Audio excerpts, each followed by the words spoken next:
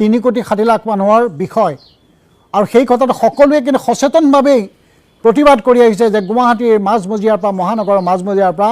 Guwahati high court ইয়াৰ পৰা নিয়া উচিত নহয় কাৰণ এই হাইকোৰ্টখন অকল অসমৰ জিলাসমূহৰ নাগৰিকৰ নহয় আৰু কেইখনমান আমাৰ উত্তৰ-পূৰ্বাঞ্চলৰ লগত জড়িত ৰাজ্যৰ উত্তৰ-পূৰ্বাঞ্চলৰ ৰাজ্যৰো ইয়াৰ লগত জড়িত আৰু ইয়াৰ লগতে ইয়াত অকল উকিলসকল অধিবক্তাসকল জড়িত নহয় ইয়াত বিভিন্ন নাগৰিক যায় উকিলসকল থাকিলে কেছ নহয় তাত নাগৰিকসকল যায় বিভিন্ন যায় উত্তৰ গুৱাহাটী এই প্ৰসংগ আমি আলোচনা কৰিম তাৰ আগতে আমি দুটামান কথা কৈ থ'ব বিচাৰিছোঁ এডভোকেট জেনেৰেল দেৱজিৎ শইকীয়াই দুটামান কথা কৈছে তেখেতে ক'ব বিচাৰিছে যে এই গোটেই বিষয়টো 3-4 বছৰ আগতে 2022 চনৰ পৰা এই কথাটো আৰম্ভ কৰা হৈছিল চিন্তা কৰা হৈছিল আৰু এই গোটেই বিষয়টো তেখেতে দুটা পইণ্ট কৈছে এটা পইণ্ট বিশেষভাৱে তেখেতে কৈছে যে 19 জন ন্যায়াধীশ আছে ইয়াত বহিব পাৰে 30 জন ন্যায়াধীশ বহিব পৰা ইয়াত জেগা নাই প্ৰথম কথা দ্বিতীয় সমস্যাটো কৈছে ইয়াত 1000 জনকৈ অধিক অধিবক্তা আছে এই 1000 অধিবক্তা ইয়াত থিয় হৈ থাকিব নোৱাৰে বহিব নোৱাৰে জেগা নাই আৰু ইয়াত 1000খন অধিবক্তাৰ গাড়ী থ'বৰ কাৰণে জেগা নাই আৰু গাড়ীবিলাক পাৰ্কিং কৰাৰ জেগা নাই আৰু গাড়ীবিলাকতে বহিয়েই অধিবক্তাসকলে তেওঁলোকৰ চেম্বাৰ চলাবলগীয়া হয় এই দুটা বিশেষ বিষয়ে তেখেতে দাঙি ধৰিছে অৱশ্যে আমি যিমান জানো হাইকোৰ্ট উকিল সন্থাই বাৰ এছ'চিয়েশ্যনে এই প্ৰতিটো সমস্যাৰ সমাধান সূত্ৰ আগতেই দি থৈছে এই বহলভাৱে আমি আলোচনা কৰিম কমল নাৰায়ণ চৌধুৰী যথেষ্ট ব্যস্ত তেখেত জ্যেষ্ঠ অধিবক্তা বুলিয়ে নহয় এগৰাকী সভাপতি গুৱাহাটী বাৰ এছ'চিয়েশ্যনৰ সভাপতি অতি গুৰুত্বপূৰ্ণ এটা দায়িত্ব থকা মৃণাল কুমাৰ চৌধুৰীয়ে দায়িত্ব পালন কৰি আছে মই প্ৰথমতেই কমল নাৰায়ণ চৌধুৰীৰ পৰাই এই গোটেই কথাখিনি কি হ'ব লাগিছিল কি হ'ল আৰু কি হোৱা উচিত চৌধুৰী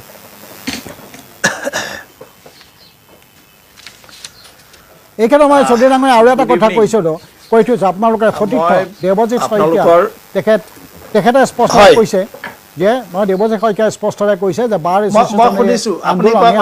কোনো গুৰুত্বপূৰ্ণ নহয় বুলিও তেখেতে কিন্তু নৎসাত কৰিবলৈ চেষ্টা কৰিছে চৌধুৰী হয় হয় হয় আচ্ছা পোনপ্ৰথমে মই আপোনালোকৰ দৰ্শকক মই এটা কথাই ক'ব বিচাৰিম যে এই যিটো মানে গুৱাহাটী উচ্চ ন্যায়ালয় কৰ্তৃপক্ষই হওক বা অসম চৰকাৰেই হওক এই যিটো মানে সিদ্ধান্ত গুৱাহাটী উচ্চ ন্যায়ালয়খন স্থানান্তৰ কৰাৰ এইটো হ'ল এটা একপক্ষীয় সিদ্ধান্ত আমাৰ অধিবক্তা সমাজক কোনোদিনে কোনো কালত আমাক কনফিডেন্সত লোৱা নাই আচ্ছা সেইটো দিশলৈ মই অলপ পিছত আহিম মই আপোনাক পুনতে এটা বেলেগ কথাহে ক'ব বিচাৰিছোঁ পৰহি দিনা 8 তাৰিখে প্ৰথম আমি যেতিয়া অন্বেষণ কৰোঁ তেতিয়া আমাৰ অনিল কুমাৰ ভট্টাচাৰ্যী ডাঙৰীয়াই এটা বৰ ডাঙৰ কথা কৈছিলে যে আমাৰ হাইকোৰ্টখন যেতিয়া গুৱাহাটীত এষ্টাব্লিছ কৰিব হৈছিলে তেতিয়া বিষ্ণু মেধিয়ে হেনো আমাৰ হাইকোৰ্টৰ যিটো প্লেন সেই তেতিয়াৰ প্ৰাক্তন মুখ্য ন্যায়াধীশ তেখেতৰ নাম আছিল RF লজ তেওঁ এজন ব্ৰিটিছ চিটিজেন আছিলে তেওঁ আছিলে চিফ জাষ্টিছ তেওঁক প্লেনটো যেতিয়া দেখুৱাই তেতিয়া RF লজে ক'লে যে কামাখ্যা মন্দিৰৰ আৰ্হিত আপোনালোকে আমাৰ হাইকোৰ্টৰ ডিজাইনটো কৰিব লাগে সেইকাৰণে আপুনি যদি আজি চাই কামাখ্যা মন্দিৰৰ মেইন মন্দিৰটো আমাৰ যিটো ডোম সেইটো অলমষ্ট একে গতিকে ইয়াৰ পৰাই আপোনালোকে বিবেচনা কৰিব পাৰে এই যিটো আমাৰ পুৰণা হাইকোৰ্ট এইটোৰ ঐতিহ্য আমাৰ স্বাভিমান সকলোখিনি ইয়াত সোমাই আছে এতিয়া মই বেলেগ কথাৰ আগতে যোৱাৰ আগলে মই আপোনাক এটা আমাৰ আইনী দিশৰ পৰা কিয় এই প্ৰস্তাৱটো ভুল সেইটো মই আপোনালোকৰ দৰ্শকক মই জনাব বিচাৰিছোঁ আপুনি জানে পাৰ্লামেণ্টে বা ষ্টেট লেজিসলেচাৰে ল বনাব হ'লে 7 শিডিউলত প্ৰভিজন থাকিব লাগিব আমাৰ জানে আপুনি এখন ইউনিয়ন লিষ্ট আছে এখন ষ্টেট লিষ্ট আছে এখন কনকাৰেন্ট লিষ্ট এতিয়া আমাৰ 7 শিডিউলৰ ইউনিয়ন লিষ্টত এন্ট্ৰি 78ত কোৱা হৈছে মানে কেন্দ্ৰই কি বিষয়বস্তুৰ ওপৰত আইন বনাব পাৰে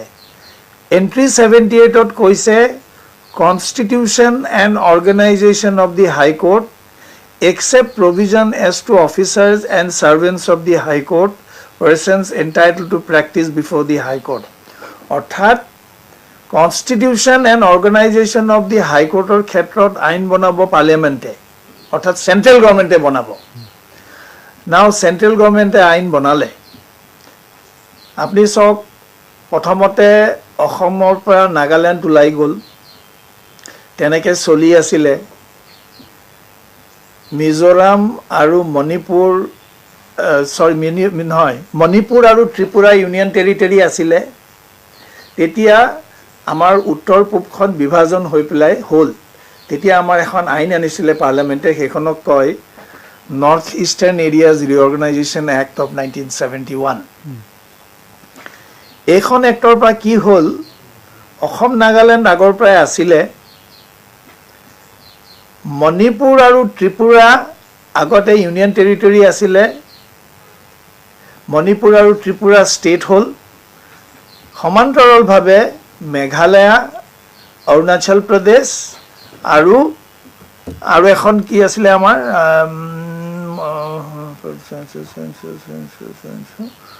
মণিপুৰ আৰু আনখন আমাৰ ইউনিয়ন টেৰিটৰী হ'ল। মণিপুৰ আৰু ত্ৰিপুৰা ষ্টেট হ'ল আৰু বাকীকেইখন ইউনিয়ন টেৰিটৰী হ'ল, মেঘালয়া ষ্টেট হ'ল। এই যিবোৰ ইউনিয়ন টেৰিটৰী আছিলে তাতে আপোনাৰ হাইকোৰ্ট নাছিলে, তাতে অফিচ অফ জুডিচিয়েল কমিশ্যনাৰ আছিলে। নৰ্থ ইষ্ট এৰিয়াজ ৰিঅৰ্গেনাইজেশ্যন এক্টখন যেতিয়া আহিলে তেতিয়া জুডিচিয়েল কমিশ্যনাৰৰ অফিচটো এবলিছ কৰি জুডিচিয়েল কমিশ্যনাৰৰ ফাংচনটো হাইকোৰ্টবিলাকে লৈ ল'লে। তেতিয়া আপোনাৰ ছেকশ্যন 31ত কি কৈছোঁ আপুনি শুনিব, আৰু ইয়াৰ পৰাই জল পটকৈ ওলাই পৰিব এই যিটো সিদ্ধান্ত কিয় ভুল। এইটো হৈছে section 31(1). Principal seat of the common High Court shall be at the same place at which the principal seat of the High Court of Assam and Nagaland is located immediately before the appointed day. Appointed day hoise apnar 24/1/72, অর্থাৎ north east areas reorganisation এখন gadget notification হয়েছিল, তার পিছতে এইটো notify হল, সেইকাৰণে 24/1/72 notified date বুলি কোৱা হয়। 24/1/72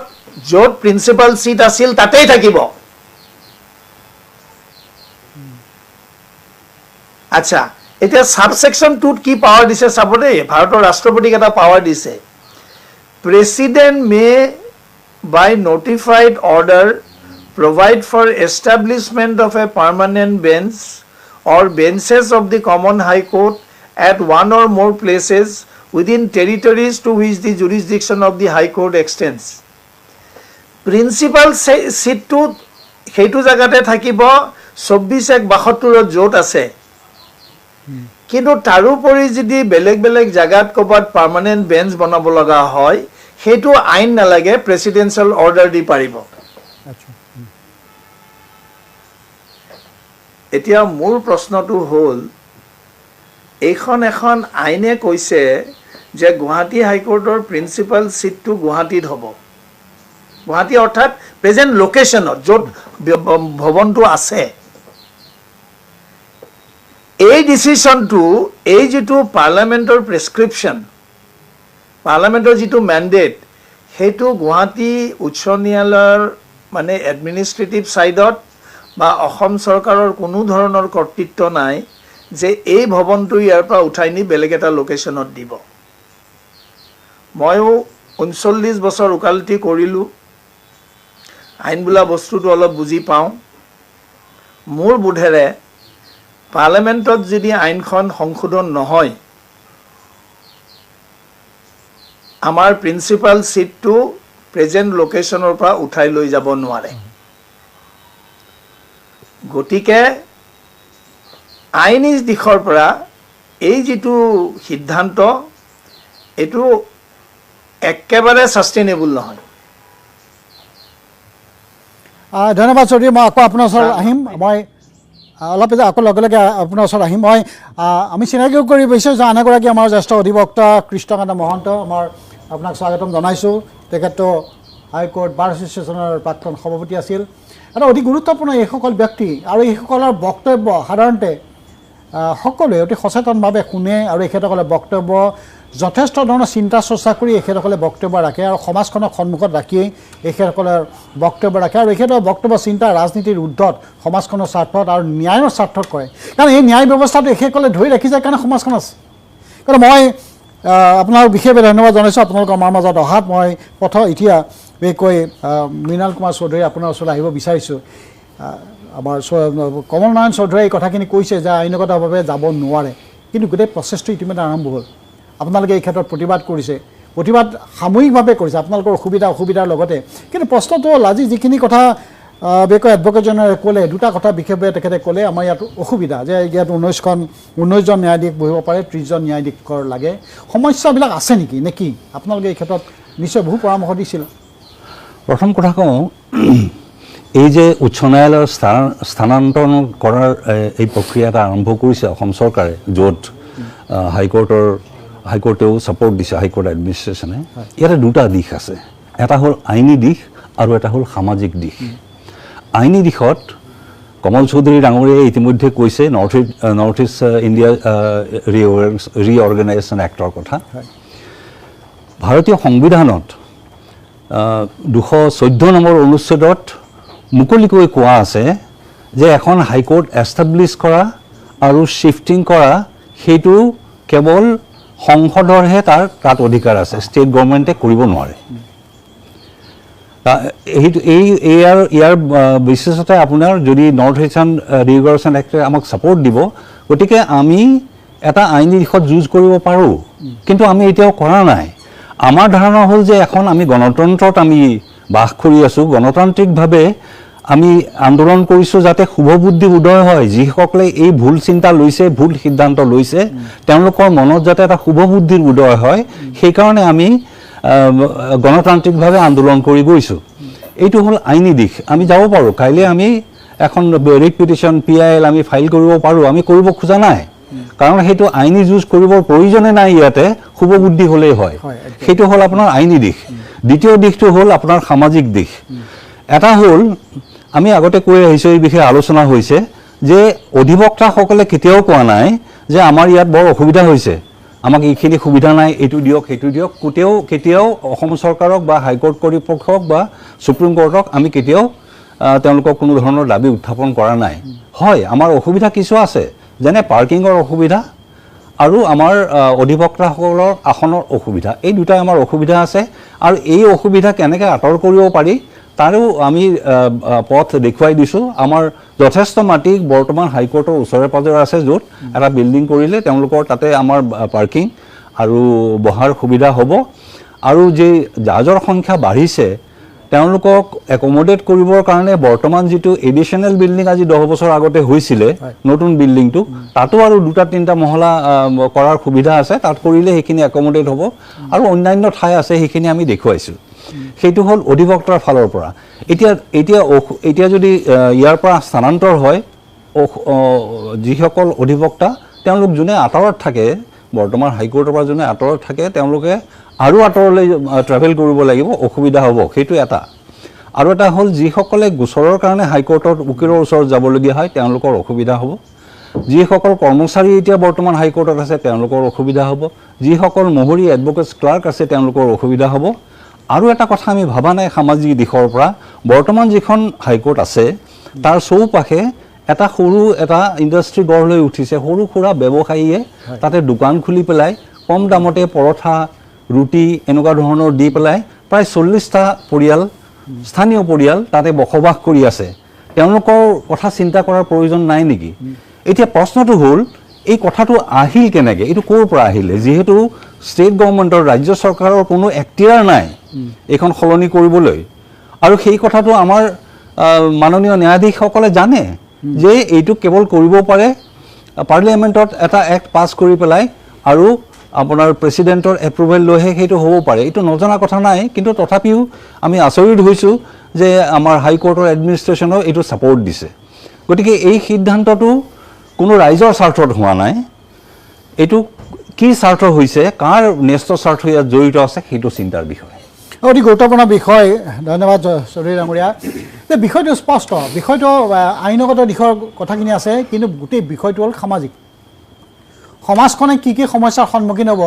সেই বিষয়টো কিন্তু আটাইতকৈ গুৰুত্বপূৰ্ণ কাৰণ সমাজখনক বাদ দিয়ে আমি নিশ্চয় আগবাঢ়িব নোৱাৰোঁ তাৰ বাহিৰে আটাইতকৈ বিশেষ গুৰুত্বপূৰ্ণ বিষয়টো এই হাইকোৰ্টখন ৰংমহললৈ লৈ যোৱা কাৰণটো কি এই যে এটা বিতৰ্ক আহিলে সন্দেহ আহিলে বিশ্বাসৰ সংকটত সোমাল চৰকাৰখনো বা আমাৰ উচ্চ ন্যায়ালয়ৰ যিসকল ন্যায়াধীশ আছে সেইসকলো গতিকে এই গোটেই বিষয়টো মই ভাবোঁ যে ৰাজনৈতিক স্বাৰ্থত বা কোনো ব্যক্তিগত স্বাৰ্থৰ ঊৰ্ধত এনেধৰণৰ সিদ্ধান্তবিলাক হোৱা উচিত যিখিনি আমি আৰু আমি আলোচনা আগবঢ়াম মই কৃষ্ণকান্ত মহন্ত আপোনাৰ পৰা জানিব বিচাৰিছোঁ গোটেই বিষয়টো যিহেতু বিকল্পসকল আছে দুটা বিশেষকৈ এডভকেট জেনেৰেলে আজি কৈছে যে ইয়াত 1000 অধিবক্তা আছে তেওঁলোকৰ গাড়ী থ'বলৈ জেগা নাই ইয়াত তেখেতসকলে কৈছে যে ন্যায়াধীশসকল বহিবলৈ জেগা নাই যে ইয়াত 19জন বহিব পাৰে 30জন আছে কিন্তু ইতিমধ্যে আপোনালোকে বহু পৰামৰ্শ দিছে যে ক'ত ক'ত বহিব পাৰে ক'ত ক'ত আমি এক্সটেণ্ড কৰিব পাৰোঁ সন্মুখত হোটেল ব্ৰহ্মপুত্ৰ ভাঙি এটা ডাঙৰ বিল্ডিং বনালে সেইটোও আমি এক্সটেণ্ড কৰিব পাৰোঁ হাইকোৰ্টখন তাতে হওক গোটেইখিনি বা ওচৰত থকা নতুন হাইকোৰ্ট বিল্ডিং এটা বনাইছিল সেইটো আৰু 3 মহলাৰ ওপৰলৈ নিব পাৰোঁ তাৰ ওচৰত ছ'চিয়েল ৱেলফেয়াৰ এটা ডাঙৰ অফিচ আছে সেই অফিচটোত আমি নিব পাৰোঁ এই গোটেই ব্যৱস্থাটো বৰ কঠিন কাম নহয় তাৰ কাৰণে এই ইমান টকা আকৌ খৰচ কৰা কিবা যুক্তি থাকিব পাৰে নেকি বা 458 কোটি টকা এই 478 কোটি আজিৰ ৰেট এইটো যেতিয়া সম্পূৰ্ণ হ'ব হয় সেইটো হয়তো 1000 কোটি টকা হ'ব কি কয় অতি গুৰুত্বপূৰ্ণ কথা যেটো আপুনি কৈছে এটা অনুষ্ঠান আজি 1948 পৰা এঠাইত প্ৰতিষ্ঠিত হৈ আছে আৰু তাকে লৈ এটা ব্যৱস্থা বৰ্তি আছে 1948 চনত এই উচ্চ ন্যায়ালয় ইয়াত স্থাপিত হৈছিল পাৰ্লিয়ামেণ্টে তৈয়াৰ কৰি দিয়া আইনৰ ভিত্তিত আৰু গুৱাহাটীত তাৰ সিট তাৰ যেটো স্থান এই স্থান নিৰ্ণয় কৰি তাত প্ৰতিষ্ঠিত হৈছিল আৰু তেতিয়াৰ পৰা বুলি এতিয়ালৈকে সেই ঠাইতে এই অনুষ্ঠানে কাম কৰি আছে সময় আগবঢ়াৰ লগে লগে এই অনুষ্ঠানটো ক্ৰমান্বয়ে তাৰো বৃদ্ধি ঘটিছে তাত মানুহৰ সংখ্যাও বাঢ়িছে সঁচা লয়াৰৰ সংখ্যা বাঢ়িছে জাজৰ সংখ্যা বাঢ়িছে তাত কৰ্মৰত কৰ্মচাৰীৰ সংখ্যা বাঢ়িছে আৰু সেই অনুপাতে এই অনুষ্ঠানটোৰ লগত থকা লোকসকলৰ লগত সংলগ্ন হৈ থকা বিভিন্ন ধৰণৰ লোকৰ সংখ্যাও বাঢ়িছে আৰু সেই যেটো বৃদ্ধি এই বৃদ্ধিটো কিন্তু এই অনুষ্ঠানটোৰ চাৰিওপাশে থকা ঠাইসমূহে তাক সুন্দৰকৈ আকোৱালি লৈছে আৰু তাতে সকলো প্ৰতিষ্ঠিত হৈ আছে হঠাৎ এই খবৰটো আহিল আমি 2022 চনৰ শেষৰ ফালে হ'ব যিখন আমাৰ প্লেটিনাম জুবিলি তাতে আমাৰ মাননীয় মুখ্যমন্ত্ৰী ডাঙৰীয়াই হঠাতে এনাউন্স কৰি দিলে যে উচ্চ ন্যায়ালয়খন ইয়াৰ পৰা স্থানান্তৰ কৰা হ'ব আপোনালোকে নিবিচাৰাৰ সত্ত্বেও আমি নিবিচাৰাৰ প্ৰশ্নই নাই আমি গমেই নাই আবেদন কৰাৰ পিছত সিদ্ধান্ত হয় কিন্তু সিদ্ধান্ত আগতে ঘোষণা হয় আমি কোনো গমেই নাপাওঁ বোল্ড ফ্ৰম দ্য ব্লু কথা এটা সন্দেহজনক বুলি শব্দ এটা আহে সেই তাতে আহে এইটো এটা সন্দেহজনক সিদ্ধান্ত হ'ল এইটো অহাৰ লগে লগে আমিবিলাক অতি উই আৰ ভেৰি শ্বকড আমি আচৰিত হৈ গ'লো আৰু এইটো কি কথা হৈ গ'ল হঠাৎ ক'ৰ পৰা কোনে এইটো কোনে এইটো অনুকিয়ালে ক'ৰ পৰা কি কেনেধৰণে এই বস্তুটো আহিল আমি জানিব লাগে কিন্তু এই বিষয়ে আমি জানিবলৈ সক্ষম হোৱা নাই ক'ৰ পৰা কেনেকৈ আহিল শেষত আমি দেখিলোঁ যে এই অনুষ্ঠানটো ইয়াৰ পৰা নিয়াৰ কাৰণে তেওঁলোকে সিদ্ধান্ত লৈ তেওঁলোকে ক'ব খুজিছে যে এইটো ইয়াত যথেষ্ট নহয় উকিলসকলৰ বিশেষভাৱে অসুবিধা আছে জাজসকলৰ অসুবিধা আছে সেইকাৰণে অনুষ্ঠানটো আমি উঠাই লৈ যাব লাগে মই প্ৰথমতে এটা কথা নিজকে সুধি চাওঁ যে আপোনাৰ ঘৰত আপুনি আছে আজি এই 70-75 বছৰ ধৰি আৰু ঘৰটোত মানুহৰ সংখ্যা বঢ়াৰ লগে লগে আপুনি কি কৰিব ঘৰটো আপুনি এক্সটেনশ্যন কৰিব বঢ়াব নে তাক উঠাই ভাঙি আন ঠাইলৈ গুচি যাব